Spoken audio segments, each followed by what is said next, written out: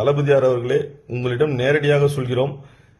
முகநூல் வாயிலாக தான் எங்களால் சொல்ல முடியும், ட்விட்டர் வாயிலாக தான் எங்களால் சொல்ல முடியும். உங்களை பார்க்க முடியாது. இது போன்ற அரசியல் ஞானம் இல்லாதவர்களை வைத்துக் கொண்டால் நிச்சயமாக நம் கட்சியை கடவுளால் கூட காப்பாற்ற முடியாது. முதல்ல மாற்றுக் கட்சின்ற வார்த்தையை சொல்றத அவருக்கு தயவு செய்து கடுமையான ஒரு கட்டளை இடுங்க. இந்த வார்த்தையை நீங்க எங்கேயுமே பயன்படுத்தக்கூடாதுன்னு.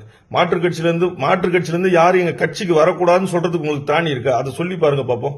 மாற்றுக் கட்சியிலிருந்து இனிமேட்டு யாரும் எங்க கூட வராதீங்கன்னு நீங்க சொல்லி பாருங்க பாப்போம். மாற்றுக் கட்சியிலிருந்து வந்தா நாங்க என்ன மற்றவங்களுக்கு விலை போயிடுமா?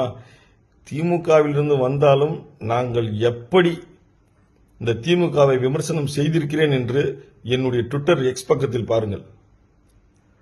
கட்சி தோழமை நண்பர்களே, இது போன்ற பதிவை நான் போடுகிறேன் என்று என்னை தவறாக எண்ணிக்கொள்ள வேண்டாம். இது எனக்கான பதிவில்ல, தமிழகத்தில் உள்ள மாற்றுக் கட்சியிலிருந்து வந்திருக்கும் அனைத்து தோழர்களுக்கான பதிவு.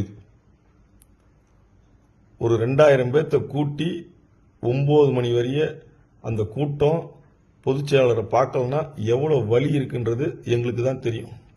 இந்த மாவட்ட செயலர் மோகனை போட்டிருக்கீங்களே, அவர் என்னென்ன பண்ணியிருக்காருன்றது உங்களுக்கு தெரியுமா?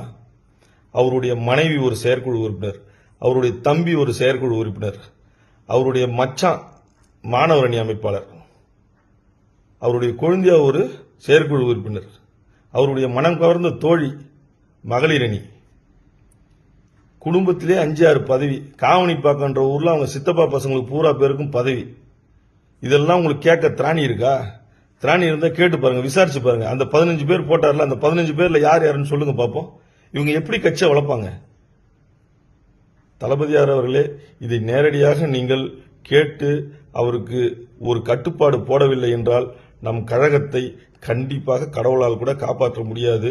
நீங்க இந்த வீடியோ போடுறத நீங்க என்ன விமர்சனம் பண்ணாலும் சரி, இல்ல என்னைய கட்சியை விட்டு எடுத்தாலும் சரி, ஏன்னா என்னுடைய நேம் சுகர்ணானா யாருக்கும் தெரியாது, கில்லி சுகர்ணானா தான் எல்லாத்துக்கும் தெரியும். ஏன்னா அந்த பட்டத்தை நான் வாங்கிட்டேன்.